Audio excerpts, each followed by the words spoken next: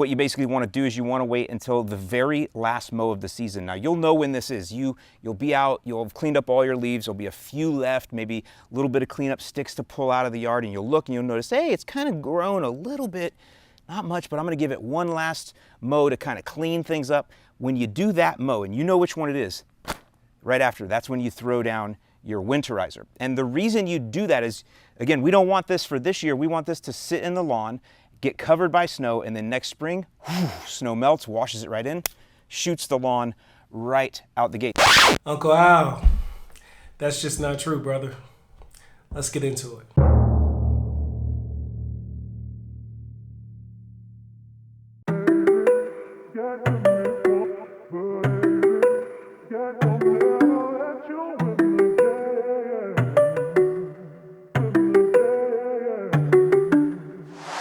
What's up, guys? Welcome back to another video. In this video, we're going to be covering 3 topics, and if you stick around to the end, I'll give you a couple little bonus tips too. So the first one we're going to cover is winterizer. Then we're going to roll into seeding, when you should really turn that off. And then the last one we're going to talk about is herbicides. Which ones are the best ones to get rid of those pesky weeds you're seeing now this fall. All right, so let's talk about winterizer first, and what you're actually trying to achieve when you winterize your lawn.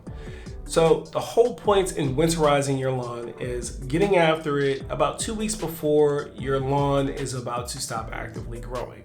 The whole point in this is so that the plants are able to store a carbohydrate reserve before they go to bed for the long winter season. This carbohydrate reserves keeps them green, healthy, and then in turn, a second order effect is in the spring, it uses the remainder of its carbohydrate reserve, and then you're greener than everyone else on the block. That's how that actually works. Now, if you go applying a winterizer when the ground is not actively growing, first of all, you're going off label, because all the fertilizers that I've seen has told you to apply while the grass is actively growing. With that being said, you are actually contributing to a potential environmental hazard. You ask how? Well, the nitrification process and how it works, if you're applying your fertilizer to a soil, to a lawn that is not actively growing, there's only 2 things that's really going to happen. You're either going to have denitrification, which is not good for the ecosystem for your lawn, or is it good for the ecosystem period all around you, and or you can result into leaching. That leaching can get into your public waterways, then resulting into your eutrophication.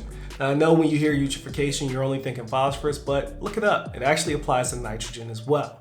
So we're going to want to avoid what Uncle Al said, unfortunately, and do not put your fertilizer out after the grass is no longer actively growing. So look for ammonium sulfate base or a urea based nitrogen that's not coated, and that should put you in good shape to put your lawn to bed properly using the winterizer technique. Let's move into the next one.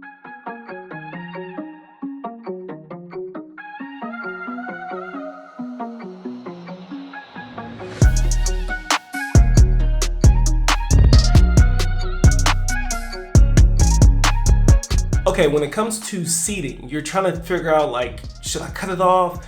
I listened to you, Turf, in your last video, and you said be patient, and I was patient, and I still have these thin areas. I don't know, I think I might want to apply more seed. And in some cases that might be necessary for you to apply more seeds, but you're really trying to figure out is it worth applying more seed at this point? And you're gonna kind of resort back to the topics when I was talking about the winterizer, right? You want to apply this when you have favorable temperatures. Your soil temperatures really for most grass types need to be somewhere between 55 and 60 degrees, and you need to have at least 2 to 3 weeks of that in your forecast to get good germination and establishment for it to weather the harsh conditions of winter, depending on where you are. If you're a cool season lawn, I imagine you get pretty cool. So look for those soil temperatures. You can go to Greencast online. It's a free source. They're not storing your information. They're trying to sell you a whole bunch of products. So when your soil temperatures are out in that area, you should be good to go. Now, there is a caveat. Some people may prefer to do dormant seeding, right? And I'm not really a huge fan of dormant seeding. It kind of applies to what I was saying about, you losing the return on investment with the nitrogen when you apply it that late in the season. If you look at most bags for seeds, it has an 80 to 90% germination. Now you put it through the winter. We don't even know if that seed is there. How much has it really gotten moved around? Have you had some like torrential rains, a whole bunch of snow that packed it a little deeper than it wants to be for germination? To me, it's just not really worth it. It makes more sense to wait until the spring when temps are warming up, 50, 55 degrees. Get your seed out then, make sure it stays nice and moist, and you'll still be in good shape. I feel like, you know, the dormant seeding is like throwing it out there and hoping for the best.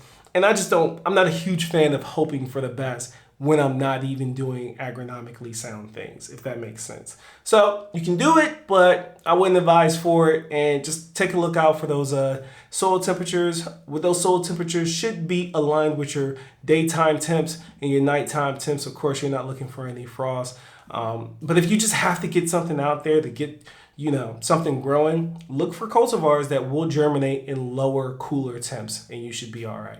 All right, let's move on to the next one. Fall is the best time to control dandelions because they're getting ready to go to sleep for the winter, and they're storing all the carbohydrates and sugars down deep into the roots. So if we spray them with the herbicide now, that's going to get sucked all the way down deep into the root. And then once springtime gets here, we don't have to worry about all these dandelions spreading their seeds everywhere. Good job, George. You're absolutely correct. When you're applying herbicides in the fall, the plants are instinctively trying to do what? Store carbohydrates to make it through the winter. So applying herbicides in the fall is actually a really good technique. However, we want to use the best herbicides to get us the most bang for your buck. Now, if you were here earlier this year, I did a video on like why your lawn sucked this summer. If you haven't checked that out, I throw it in the eye in the top right corner. It's a pretty good watch, a little lengthy, but it's a lot of good information in there. One of the things that we're talking about is that all your herbicides, well, most of your herbicides are either ester-based or amine-based. Amine being the salt, ester being the synthetic oil.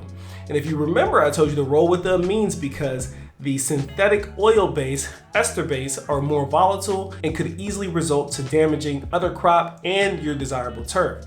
Well, the counter to that is during the fall, you're going to want to go with an ester-based herbicide. It's not as volatile because the temperatures are cooler, and because it has that synthetic oil in there, it's actually going to help get ingested into the plant a lot better. You're looking for your air temperatures to be somewhere between 60, 65 degrees still. Your lows aren't getting below 40, 45, and that your soil temperatures haven't dropped below like that 50-degree mark in order for your best shot. If you're there, if you've reached that point of no return, it's okay. I have weeds in my fall lawn renovation that I did here on the side plot, and it's going to be all right. The most important thing that I wanted to focus on, which I told you in the video when I did that renovation, when we skipped aeration and still had really good results, is to get the grass established.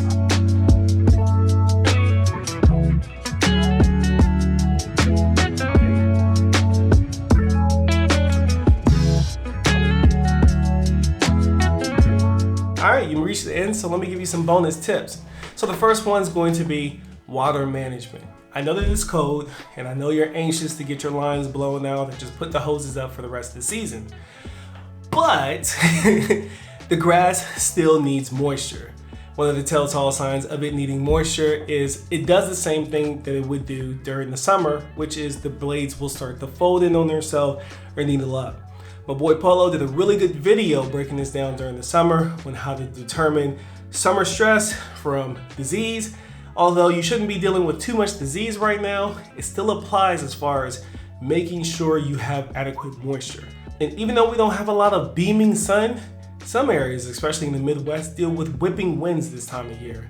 Whipping winds can easily dry your plant out. Another tip is be careful with the mowing this time of year. Usually your ground is a little bit more saturated, so you're going to want to make sure that you change your mow pattern almost every mow. And the reason why is because you could end up with some pretty deep ruts. The ground is softer, it takes indentations a lot easier, so make sure you're switching up your mow pattern to alleviate any ruts that you may cause trying to burn those stripes in this fall. Just don't get caught up trying to keep up with the Joneses with the stripes, and then you end up with a whole bunch of ruts in your lawn starting the new season. And then the last tip I'll leave you with is don't give up too soon. Try to make sure that you mow your lawn up until it's done growing. This is going to help it not only look neat going into the winter, but applying that little bit of stress, encouraging it to thicken out, tiller out as much as possible, especially if you just did a renovation or overseed. The best thing you can do is mow with that clean blade and keep you right for the next season. All right, well, I hope you enjoyed this one. I hope you learned something. I'll catch you next time. Peace.